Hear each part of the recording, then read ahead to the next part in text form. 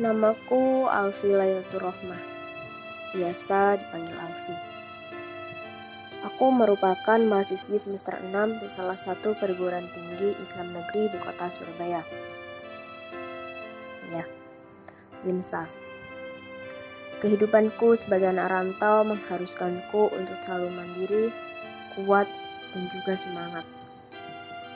Kehidupanku tidak seindah teman-teman sebayaku. Tidak seindah cerita anak kuliah pada umumnya. Aku merasa tidak nyaman dengan teman-temanku.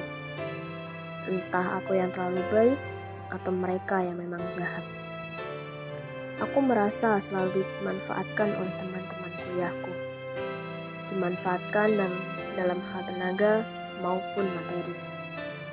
Aku sangat terpuruk, bingung bagaimana cara aku speak up tentang perasaanku ini. Dan aku pun jadi trauma, serta sulit bersosialisasi dengan orang-orang yang di sekitarku. Aku ingin sekali berkonseling dengan kakak tingkatku yang kini menjadi seorang psikolog. Aku berharap dengan cara ini dapat meringankan beban pikiranku selama ini.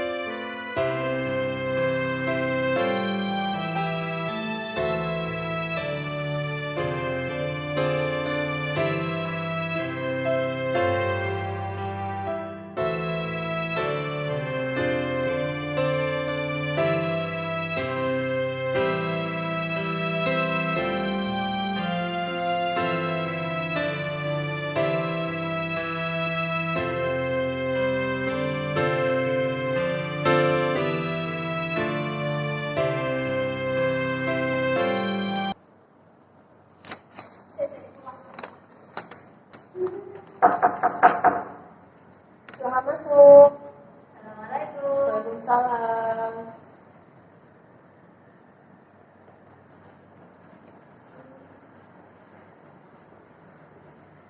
Silahkan duduk, Mbak. Ingat duduk. Selamat pagi, Mbak Alfi. Bagaimana kabarnya? Selamat pagi Ibu.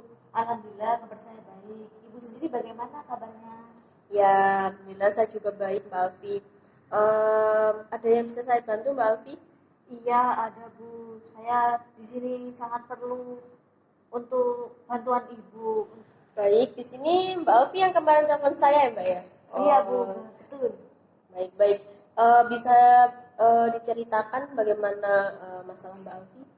Iya Bu, jadi saya itu semester 6 ini tuh seperti apa ya Bu ya? Kayak kurang fokus, kayak stres, entah dari mikir tugas atau apa. Terus dari teman saya juga kayak akhir-akhir ini tuh seperti gimana ya Bu, kayak gak seperti dulu gitu awal saya berkenalan dengan mereka. Lalu juga di sisi lain saya itu mau berteman dengan yang dulu pernah dekat sama saya itu juga saya kadang takut atau trauma itu mesti ada gitu Bu. Nggak tahu, mungkin karena sifatnya sudah berubah gitu, saya juga merasa dimanfaatkan juga sih Bu. Jadi di sini permasalahan Mbak Alfi itu mengenai stres, terus kurang fokus, terus Ya, kayak merasa pertemanan Mbaknya itu sekarang dengan teman-teman yang dulu itu renggang, terus ya, merasa kayak apa namanya dimanfaatkan, iya, suka nangis sendiri gitu Mbak ya. iya. Eh, Permasalahan Mbak Alfi seperti itu udah terjadi berapa lama Mbak? Kurang lebih itu sekitar 3 bulanan kali itu.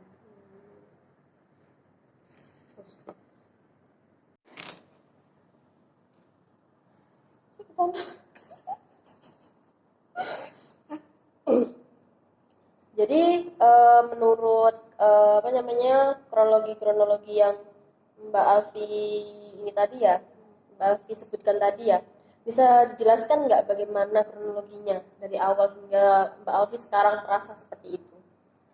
Ya baik Bu, bisa saya ceritakan ya Bu ya.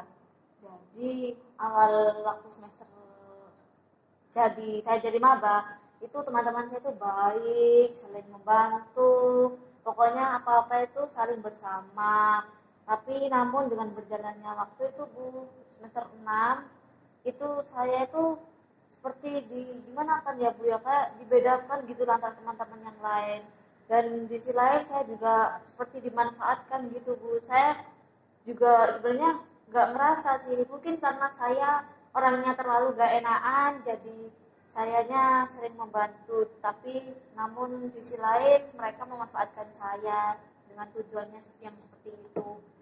Lalu di sisi lain juga ini Bu, kan semester 6 kan juga banyak tugas, jadi saya juga stres kan Bu, banyak tugas itu kepikiran, jadi kurang fokus juga, kecampur dengan permasalahan yang teman itu tadi, jadinya teman yang dulunya dekat banget sudah hampir menjadi sahabat keluarga, namun ternyata di belakang itu ada maksud buruk gitu Bu. Jadi saya itu jadi kepikiran tidak fokus, yang mengakibatkan tidak fokus kayak gitu. Terus habis gitu saya tuh kayak gimana ya Bu ya, pokoknya dengan pertemanan ini tuh saya takut apa ya Bu ya, besok-besok itu jadi trauma gitu loh Bu, mau berteman dengan si A, si B, si C kayak gitu. Jadi bagaimana ya Bu ya? Baik-baik, bisa saya simpulkan jadi Mbak Alfi itu merasa kalau sekarang tuh pertemanan Mbak Alfi itu semakin kayak merenggang gitu ya. Jadi kan Mbak Alfi Ya, sekarang kayak susah iya Bu, konsentrasi, susah tidur, seperti itu ya.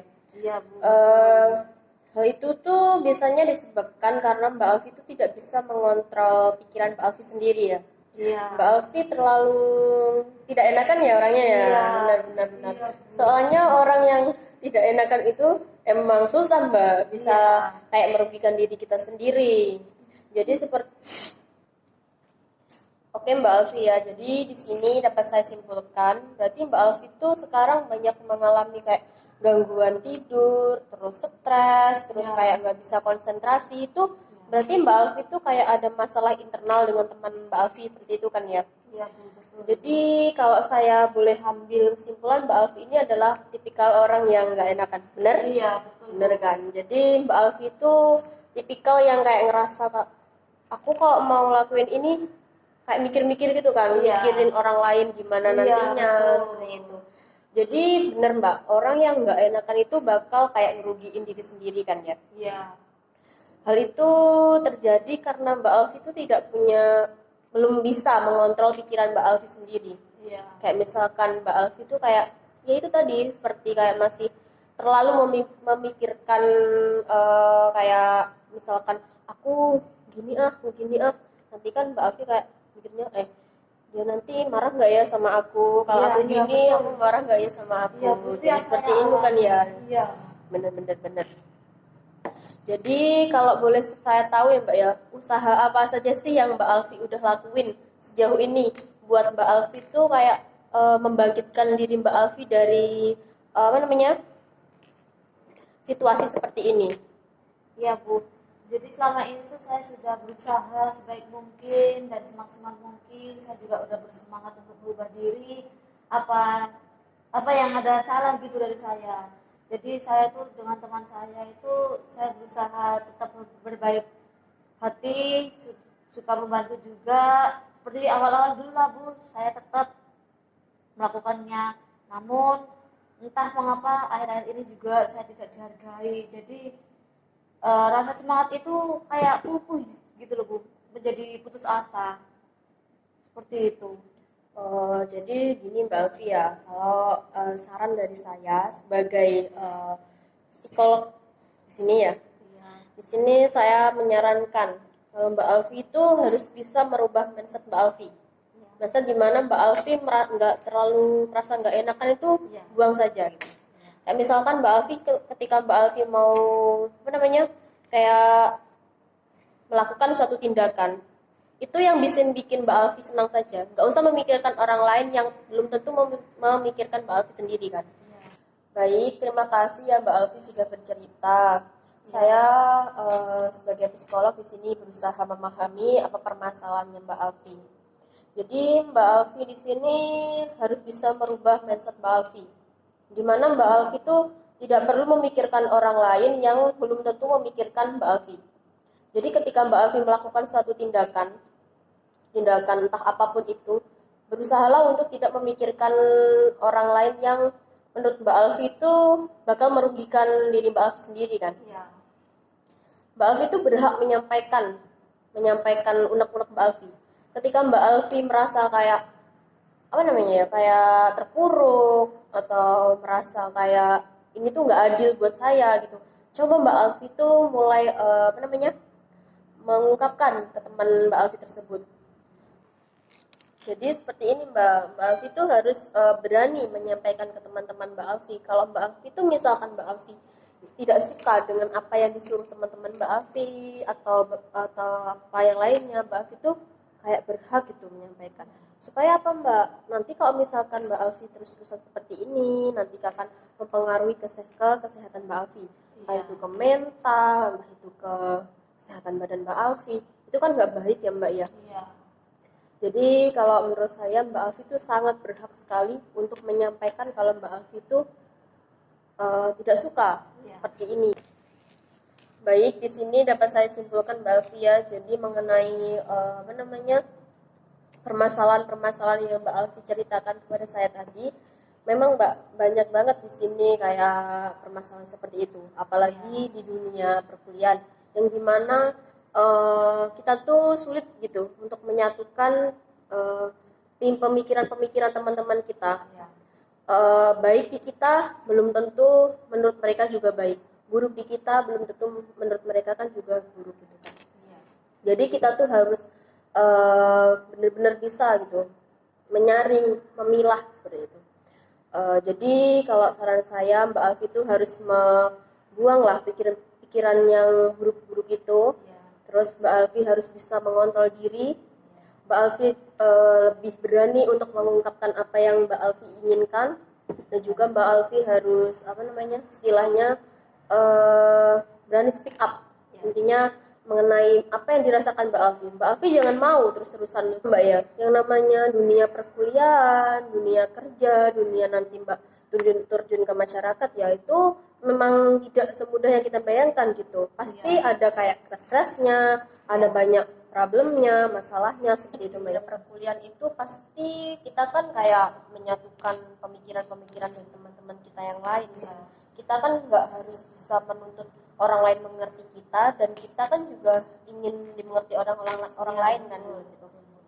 Jadi kalau menurut saya dunia perkuliahan, dunia nanti Mbak kerja atau dunia masyarakat tinggal Mbak nanti sudah menikah, itu pasti akan keras dan banyak sekali problem yang akan Mbak temui di situ ya.